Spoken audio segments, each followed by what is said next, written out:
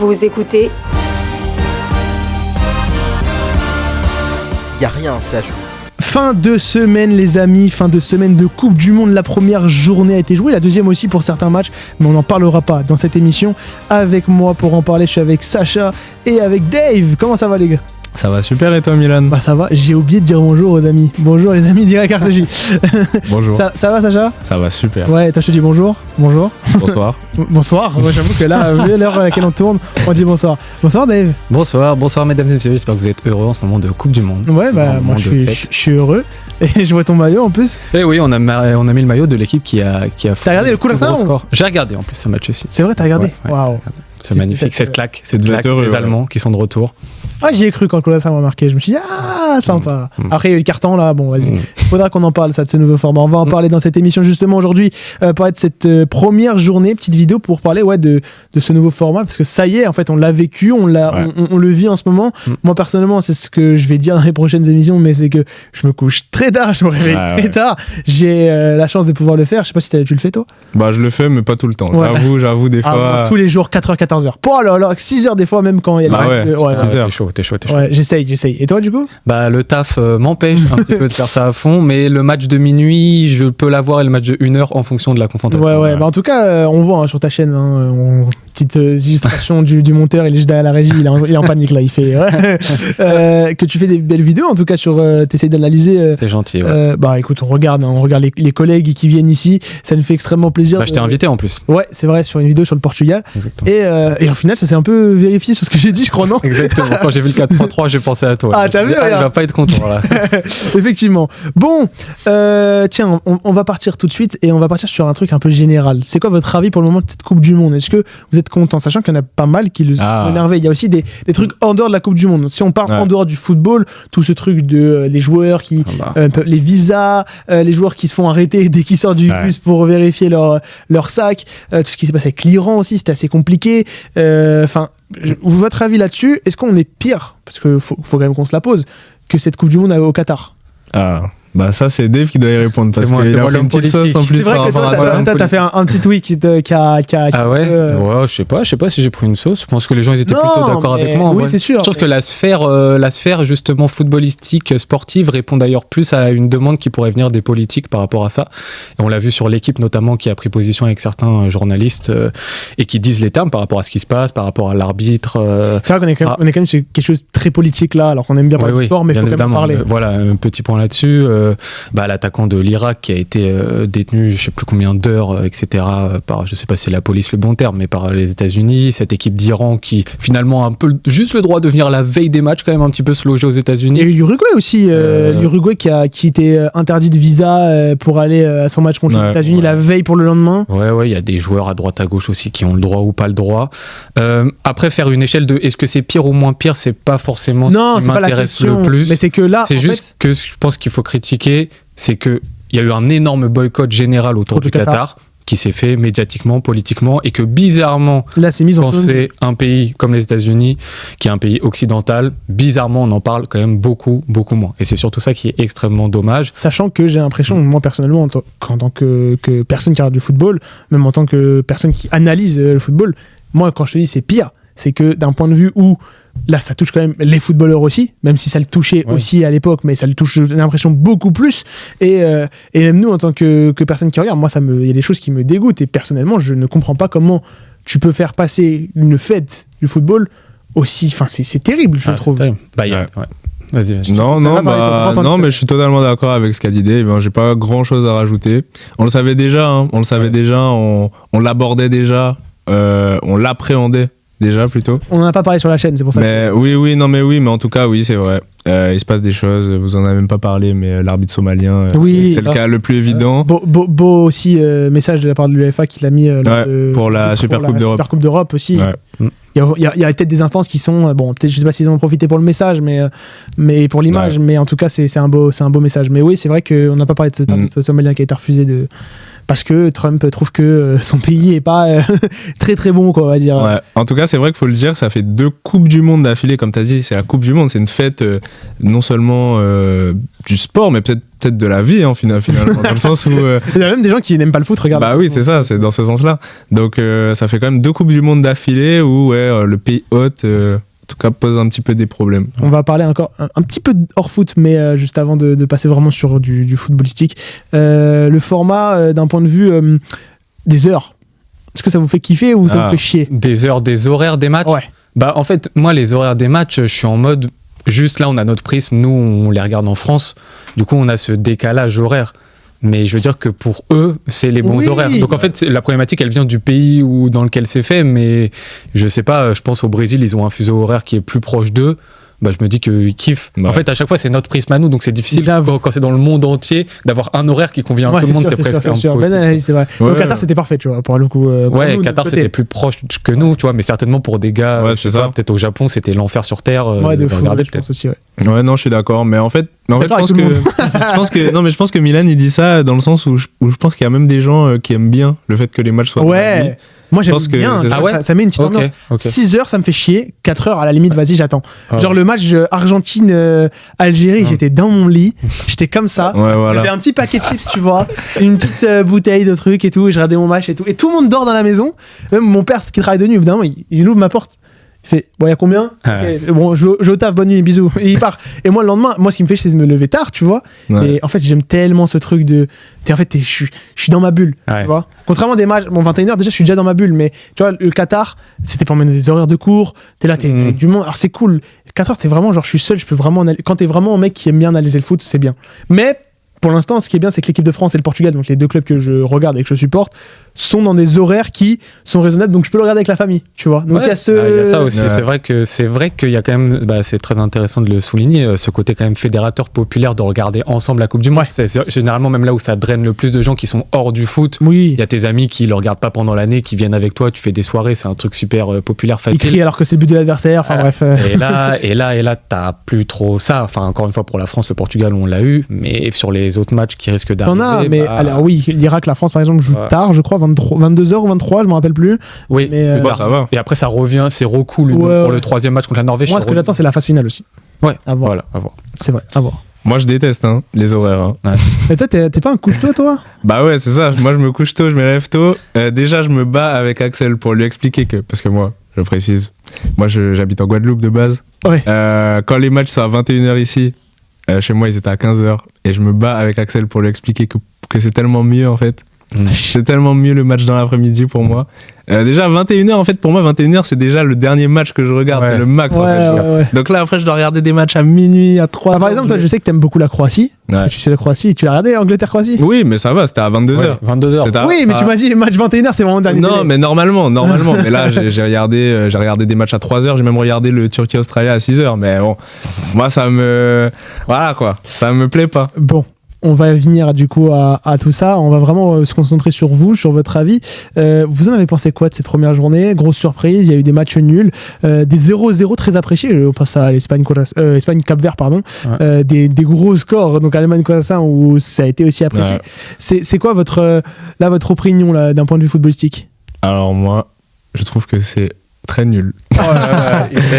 Pourquoi? Moi j'aime vraiment pas le début de cette Coupe du Monde. Alors déjà, ça a commencé hyper lentement. Ça a commencé super lentement, c'est-à-dire que les premières journées, t'avais Mexique, Afrique du Sud. Il a fallu attendre Brésil, Maroc, donc la Coupe du Monde avait commencé le jeudi, qui était le samedi à minuit, pour avoir un match, vraiment un vrai match, quoi, on va dire. Avec 2 équipes qui sont dans le top. Pour avoir même une équipe, en fait, qui est dans le top mondial. Et ensuite, même sur la qualité des matchs, je suis désolé, moi je trouve que dans la moyenne, on s'est beaucoup ennuyé. Il y a beaucoup de matchs où on s'est ennuyé. Davy n'est pas d'accord, apparemment. Il y a des matchs intéressants quand même. Quand tu regardes du coup la Croatie, c'est quand même intéressant. Bah ouais, pour moi, c'est tout, presque. Pour moi, des matchs que j'ai trouvé intéressants, pour moi, il y en a peut-être 3-4. Après, c'est que dans le contenu, il y a le contenu, le score. C'est vrai que le contenu, il y en a certains où c'est chaud. En fait, moi, je distingue encore une fois toujours la qualité d'un match et le côté spectaculaire d'un match. Ça peut être une très grande qualité, par exemple, c'est comme on a eu le débat toute cette année avec Arsenal, genre sur la finale. Il y a la différence entre la qualité et le côté spectaculaire. Arsenal n'est pas spectaculaire. Mais même sur la qualité, n'est pas possible. Mais même sur la qualité, moi, il y a quasiment que l'Argentine qui m'a vraiment rassuré. Quoi? Mais il y en a plein qui disent que tactiquement, l'Argentine n'a pas été si flamboyante que ça. Ah bon? Mais toi, tu parles du postulat toi, tu es du point de vue des clubs favoris, enfin des sélections favorites. Ouais, mais au niveau oui, si on parle du niveau moyen, oui. peut-être, mais bon. C'est ça pour moi qui est intéressant, c'est que justement des clubs qui sont des sélections, je vais y arriver, des sélections qui sont de base d'un niveau un peu plus moyen intermédiaire arrivent à mettre en difficulté des grosses sélections. Le Japon met en difficulté les Pays-Bas, on a vu la RDC avec le Portugal, on a vu justement le Cap-Vert avec l'Espagne, et ça c'est une des tendances justement qu'on est en train de voir. Alors c'est les premiers matchs, donc toujours les premiers matchs. Le premier match est Bourbier, Voilà, le premier match est Bourbier, les petites équipes elles se disent c'est le score qu'il faut fermer. Est-ce que c'est ça qu'on doit trouver intéressant? Bah moi j'ai trouvé par exemple que le Japon contre les Pays-Bas, quel match j'ai adoré. Tactiquement le Japon, pas la première. Ouais, mais même la première, je trouve que tactiquement, ce que fait le Japon, il y a des trucs intéressants dans leur manière de défendre, etc. Alors, c'est pas spectaculaire, hein. On s'ennuie, etc. C'est, attaque-défense, la défense à 5, la ligne à 5, la ligne à 4 devant. Mais il y a des petites phases de bloc médian, etc. C'est toujours un petit peu intéressant à analyser, quoi. De toute façon, le jeu asiatique, je trouve qu'il est de plus en plus intéressant, mais le jeu de la Corée, où ça a été très rapide, très léché, on envoie des ballons, ça part dans tous les sens. Ils sont pas dans un truc où. T'en as pensé quoi, toi, du match de la Corée? J'ai pas vu le match de la Corée. T'en as pensé quoi du match de la Corée? J'avoue, j'ai pas regardé. Mais franchement, une équipe à voir, la Corée, pour prendre du plaisir, moi j'ai kiffé. Et c'est ce truc de même les Japonais, tu vois, qu'ils ont ce jeu à l'asiatique.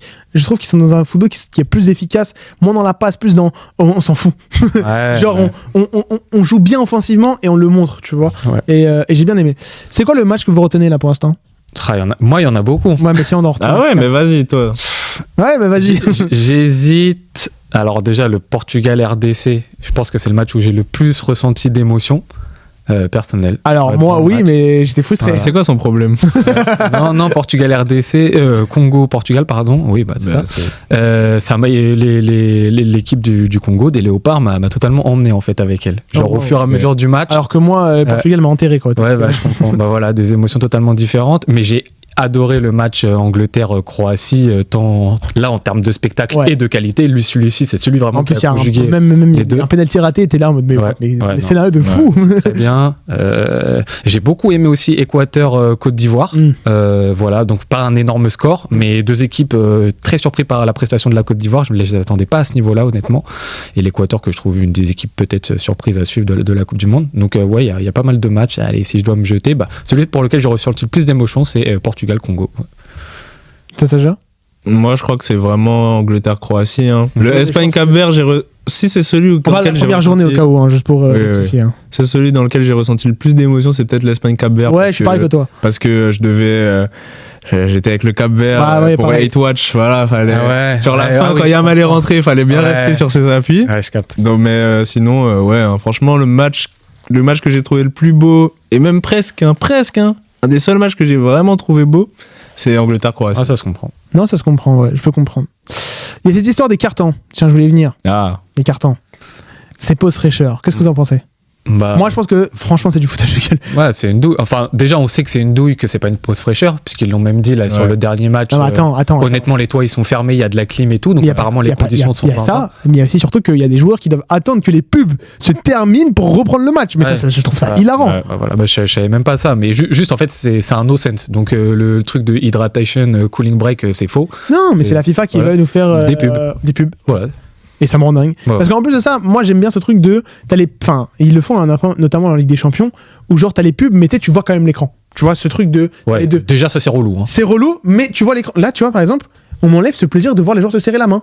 Et je suis là en mode, mais les gars, en fait, je suis désolé, je suis dans un match, tu me laisses 45 minutes dans mon match, en fait. Tu me laisses 45 minutes, même l'hydratation, j'ai envie de l'avoir. T'as le coach qui parle avec les joueurs, t'as ce truc-là, t'es dans ton match, en fait, tu vois. Et après, la mi-temps, c'est le moment où tu vas chercher ton paquet de chips, ta glace, tu vas boire, tu vas prendre la douche, tu vas aux toilettes, tu vois. Mais pour moi, tu peux pas, en plein milieu du match, le nombre de fois où je regarde un match, même là, pour Portugal, j'étais au resto, dans un resto portugais et tout, donc avec du monde, il y a le gars qui vient me voir, il me dit, ah, c'est la mi-temps déjà?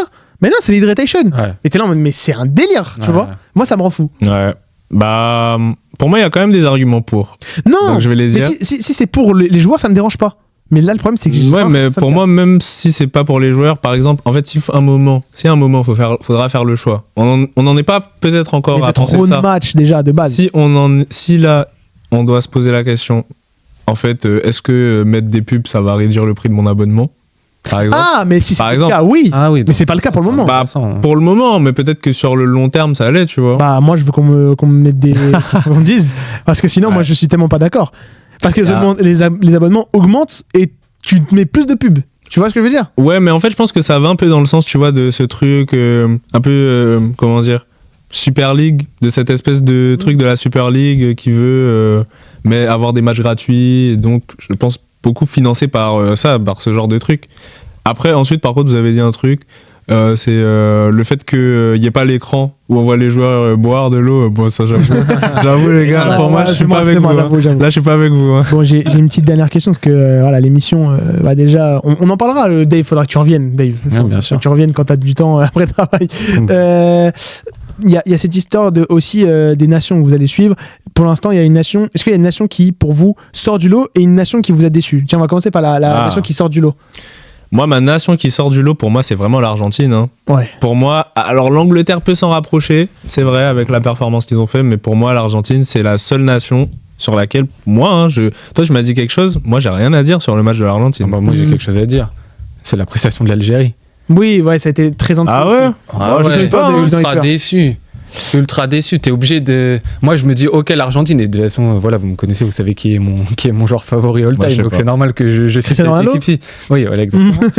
Et donc voilà, je regarde ça et si je suis honnête avec moi-même, je sais que quand il y aura une vraie équipe en face de ça, hâte de voir ça face je m'attendais vraiment à un répondant que j'ai pas retrouvé du côté algérien quoi. Et du coup ton équipe toi?